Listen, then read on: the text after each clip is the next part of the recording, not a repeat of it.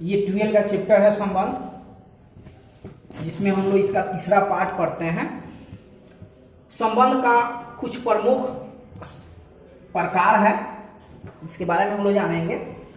पहला है इसमें स्वतुल्य संबंध, रिफ्लेक्सिव रिलेशन। इसका परिभाषा यहां पर देख लीजिए। किसी समुच्चय ए पर कोई संबंध R स्वतुल्य संबंध कहलाता है यदि प्रत्येक A बिलोंग्स टू A के लिए A रिलेटेड होना चाहिए A से, अर्थात A बिलोंग्स करना चाहिए R से।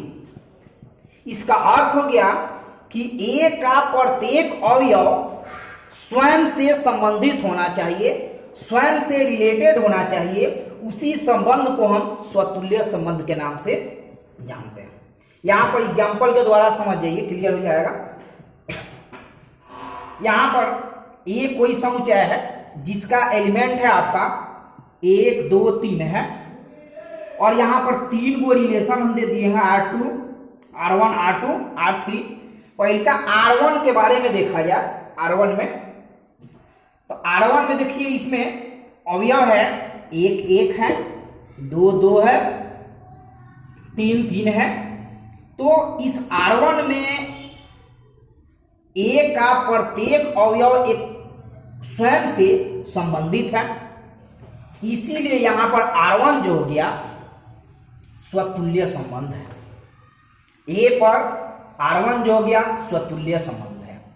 R2 जरा देखा जाए, इसमें देखा जाए पहले का एलिमेंट है 1 1 है, 2 2 है, 3 3 है, 2 3 है। तो A का प्रत्येक एलिमेंट जो है स्वयं से इसमें रिलेटेड है, एक्स्ट्रा कुछ आता है उस पर हम लोग ध्यान नहीं देंगे। तो ये टोटल एलिमेंट जो है एक स्वयं से रिलेटेड है, इसीलिए R2 भी A पर स्वतुल्य संबंध है, ये ध्यान दिया जाए। ठीक है। R3 के बारे में देखा जाए, R3 में 1 1 है, 2 2 है, 1 3 है। तो इसमें जो हो गया 1 1 है, 2 2 है, लेकिन 3 3 नहीं है।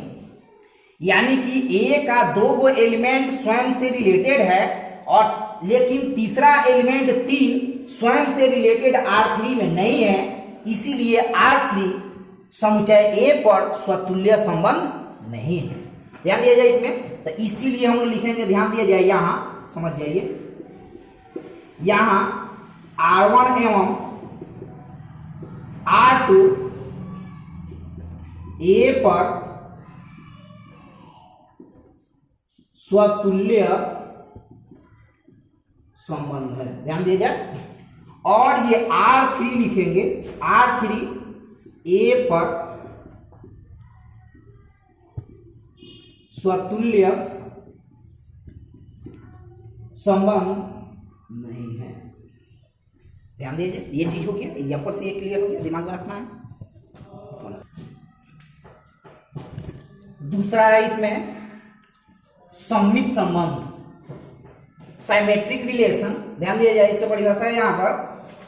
समुच्चय A पर कोई संबंध R सममित संबंध कहलाता है यदि A B C belongs to A के लिए A रिलेटेड यदि है B से, तो B रिलेटेड भी होना चाहिए A से, अर्थात AB बिलोंग्स टू R एवं BA बिलोंग्स टू R होना चाहिए। इसमें ध्यान दिया जाए, एग्जाम्पल के द्वारा समझिए। इसमें कोई समुच्चय A है जिसका एलिमेंट है 1 2 3 है, और यहां पर 4 गो संबंध हम दे दिए हैं R1 R2 R3 R4।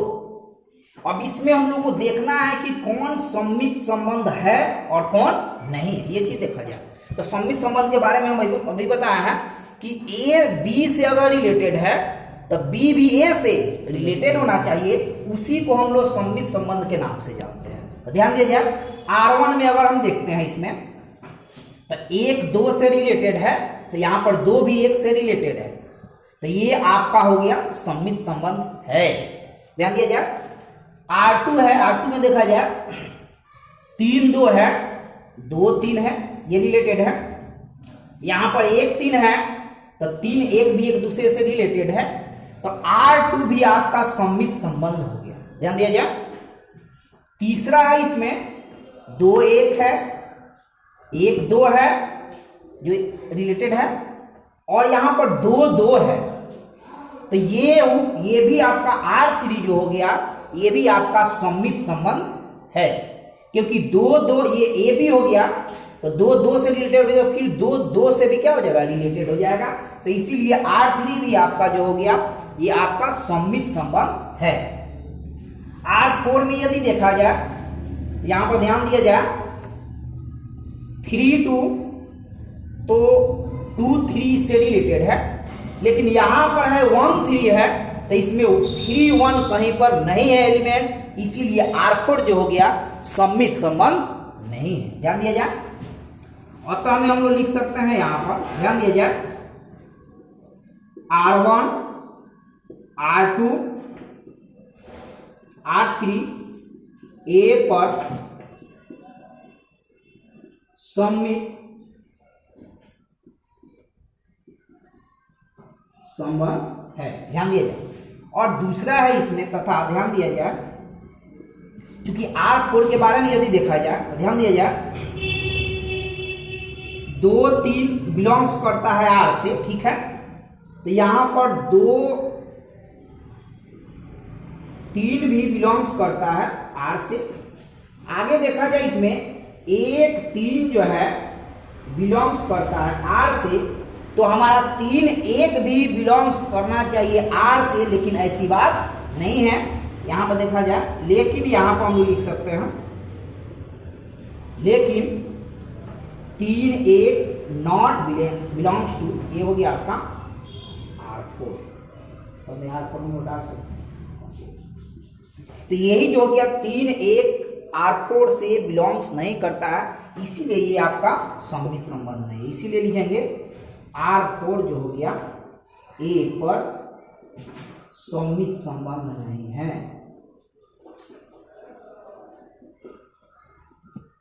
सममित संबंध नहीं है। तो हम लोग जाने अभी स्वतुल्य संबंध क्या है, सममित संबंध क्या है, आगे एक और है। देखिए यहां पर तीसरा जो संबंध का प्रकार है, ये है संक्रामक संबंध, ट्रांजिटिव रिलेशन। ध्यान दिया जाए, समुच्चय ए पर कोई संबंध R संक्रामक संबंध कहलाता है यदि 3 गो एलिमेंट हो, A B C belongs to A के लिए A रिलेटेड है यदि B से, और B रिलेटेड है यदि C से, तो A रिलेटेड होना चाहिए C से। ध्यान दिया जाए। अर्थात AB बिलोंग्स करता है यदि R से, और BC बिलोंग्स करता है R से, तो AC भी बिलोंग्स करना चाहिए R से। अगर इस प्रकार से संबंध में एलिमेंट रहता है तो वो संक्रामक संबंध है, नहीं तो संक्रामक संबंध नहीं है। ये चीज देखा जाए। एग्जाम्पल के द्वारा आप लोग समझिए। यहाँ पर एग्जाम्पल है, कोई समुच्चय A है जिसका एलिमेंट है आपका 1 2 3 है, और यहाँ पर 2 संबंध हम दिए हैं, R1 R2 दिए हैं, जिसमें एलिमेंट कुछ है। ये हम लोग जानते हैं कि इसमें R1 R2 में से कौन संक्रामक संबंध है, ये चीज ध्यान दिया जाए इसमें। ठीक है, तो इसमें है आपका R1 में आपका एलिमेंट है, ध्यान दिया जाए 1 2 है, 2 3 है, 1 3, तो ध्यान दिया जाए।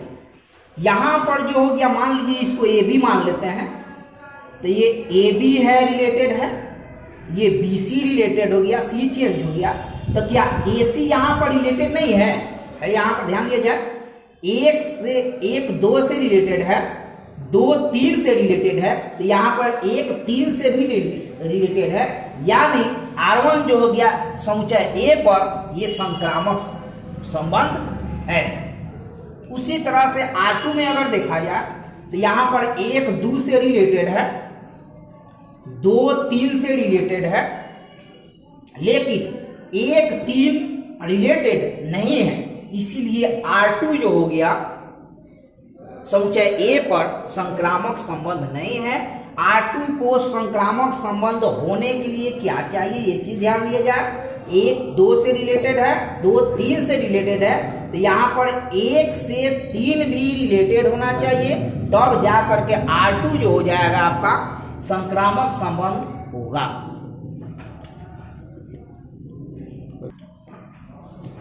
चौथा है इसमें ध्यान दीजिए,